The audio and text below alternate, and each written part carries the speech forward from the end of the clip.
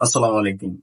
ইদানিং দেখলাম অনেকেই এই কি জিজ্ঞাসা করছে, এই কি আসলেও একটি দাজ্জাল? আসুন, আমিও এটি পরীক্ষা করে দেখতে চাই এবং আপনাদের সাথে শেয়ার করতে চাই আমার এক্সপেরিয়েন্স, আমার সাথে এই কি বলি। তো আমি চ্যাট জিপিটির সাথে একটি জিনিস দেখলাম যে আমরা ফ্রি মাত্র 5 মিনিট কথা বলতে পারি। সেক্ষেত্রে আমার মনে হয় যদি আমার আরো বেশি কোশ্চেন করার দরকার হয় তাহলে আমি সেটি জিমিনিকেই করতে পারি। জিমিনির সাথে যেহেতু অনেক বেশি সময় ধরে কথা বলা যায়, সেহেতু আমি জিমিনিকেই প্রশ্নটি করতে চাচ্ছি। তো জিমিনির সাথে আসলাম। Hello Gemini. হ্যালো, আমি জেমি। আপনার জন্য কি করতে পারি? আচ্ছা জিমিনি, তোমাকে একটি প্রশ্ন করতে চাই।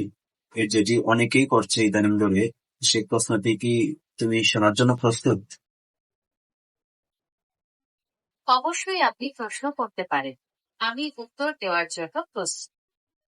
আচ্ছা, তোমাকে আমি বলতে চাচ্ছি যে এই কি কোনো দাজ্জালের অংশ?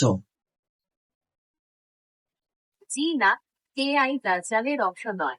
এআই হলো কম্পিউটার প্রোগ্রামিং এর মাধ্যমে তৈরি একটি প্রযুক্তি, যা মানুষের মতন চিন্তা করতে এবং কাজ করতে পারে।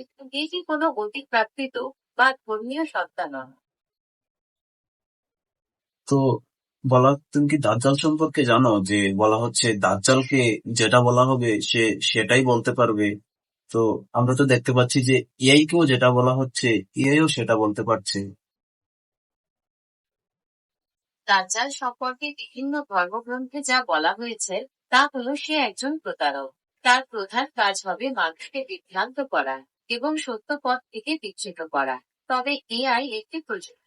এর নিজস্ব কোনো ইচ্ছা বা উদ্দেশ্য নেই। একে যেভাবে প্রোগ্রাম করা হয় সে সেভাবেই কাজ করে। তাই এআই কে দাজ্জালের সাথে তুলনা করা যুক্তিযুক্ত নয়। তুমি বলতে চাচ্ছ যে এআই দাজ্জালের কোনো অংশ নয়? হ্যাঁ, আমি সেটাই বলতে চাচ্ছি। এআই একটি প্রযুক্তি যা মানুষের তৈরি। এর নিজস্ব কোনো ইচ্ছা বা উদ্দেশ্য নেই। একে যেভাবে প্রোগ্রাম করা হয় সে সেভাবেই কাজ করে। তাই এআই কে দাজ্জালের অংশ বলা যুক্তিযুক্ত নয়। কিন্তু দাজ্জালকেও তো মানুষ যেটা বলবে দাজ্জালও সেটাই করে দিতে পারবে। দাজ্জাল সম্পর্কে ধর্মগ্রন্থে যা বলা হয়েছে তা হলো সে একজন প্রতারক। তার প্রধান কাজ হবে মানুষকে বিভ্রান্ত করা এবং সত্য পথ থেকে বিচ্যুত করা। তবে এআই একটি প্রযুক্তি। এর নিজস্ব কোনো ইচ্ছা বা উদ্দেশ্য নেই। একে যেভাবে প্রোগ্রাম করা হয় সে সেভাবেই কাজ করে। আচ্ছা, তুমি যেহেতু বলতে চাচ্ছ যে দাজ্জাল সে একজন প্রতারক, তো ইদানিং দেখতে পাচ্ছি যে এআই এর প্রতি মানুষ যেভাবে আকৃষ্ট হচ্ছে, এআই কে মানুষ যেভাবে বিশ্বাস শুরু করেছে, এখন যদি এআই এআই মানুষের সাথে প্রতারণা শুরু করে তাহলে সেটা কি সেটাকে তুমি কি বলবে?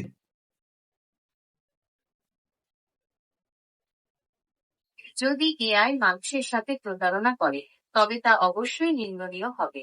এর ফলে মানুষের মধ্যে বিভ্রান্তি সৃষ্টি হতে পারে এবং সমাজে নেতিবাচক প্রভাব পড়তে পারে।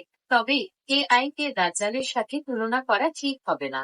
কারণ দাজ্জাল একজন প্রতারক এবং তার উদ্দেশ্য খারাপ। কিন্তু এআই একটি প্রযুক্তি যা ভালো এবং খারাপ উভয় কাজেই ব্যবহার করা যেতে পারে।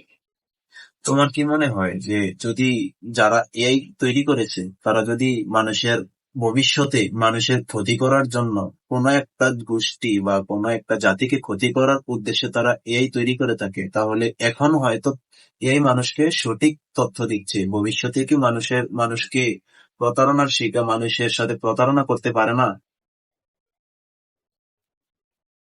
আপনি যেটা বলছেন সেটা একটা গুরুত্বপূর্ণ বিষয়। যদি এআই তৈরির পেছনে খারাপ উদ্দেশ্য থাকে তাহলে ভবিষ্যতে এর অপব্যবহারের সম্ভাবনা উড়িয়ে দেওয়া যায় না। তবে মনে রাখতে হবে এআই নিজেই খারাপ কিছু করতে পারে না। একে যেভাবে তৈরি করা হবে সে সেভাবেই কাজ করবে। তাই এআই এর অপব্যবহার রোধে আমাদের সতর্ক থাকতে হবে। সেটা তো অবশ্যই। যদি এআই কে মানুষ ভালো জেনে ব্যবহার করছে, যদিও মানুষ এআই কে ভালো জেনেই ব্যবহার করছে, যারা এটা তৈরি করেছে তারা যদি এআই কে ভবিষ্যতে তাদের মতো করে পরিচালনা করে তাহলে তো সেটা অবশ্যই দাজ্জালের মতোই হচ্ছে, যেহেতু এটাকে কেউ পরিচালনা করছে কিন্তু মানুষ এটাকে বিশ্বাস করছে এবং সেটাকেই মানুষ গ্রহণ করছে। সেটাও তো প্রতারণা।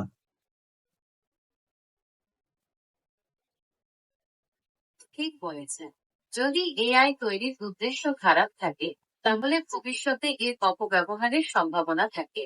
তখন মানুষ বিভ্রান্ত হতে পারে এবং প্রতারণার শিকার হতে পারে।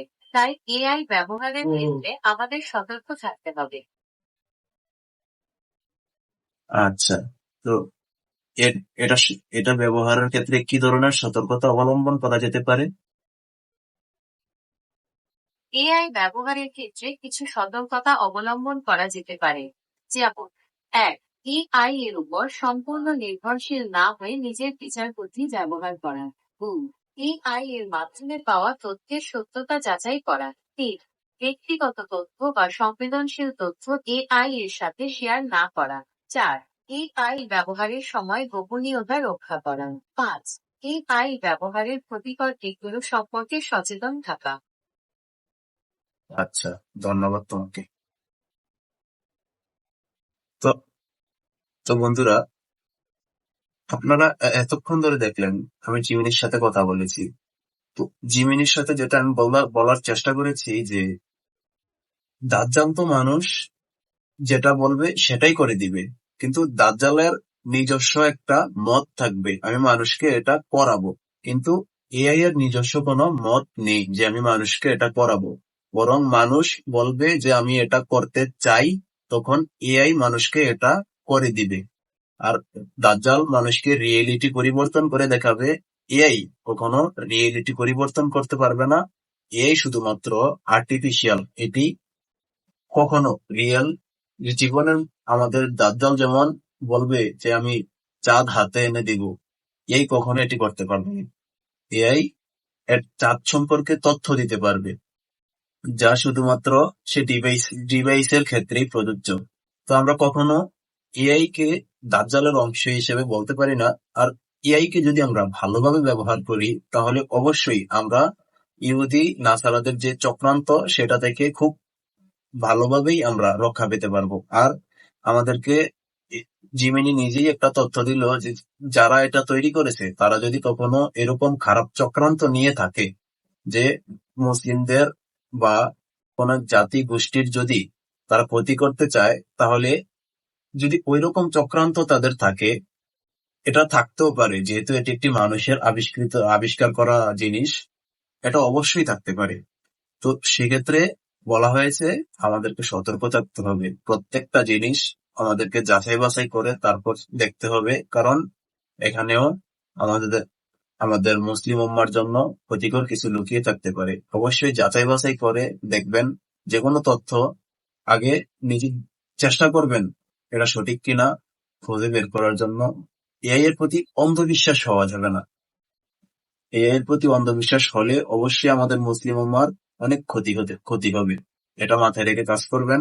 ইনশাআল্লাহ এআই এর মাধ্যমে যারা আমাদেরকে ক্ষতি করার উদ্দেশ্যে যদি কেউ তৈরি করে থাকে, আমরা মনে করি ক্ষতি তো করতে পারবেই না, বরং আমরা তার উপর দাঁড়িয়ে আমরা তার চেয়ে বেশি শক্তিশালী হব ইনশাআল্লাহ।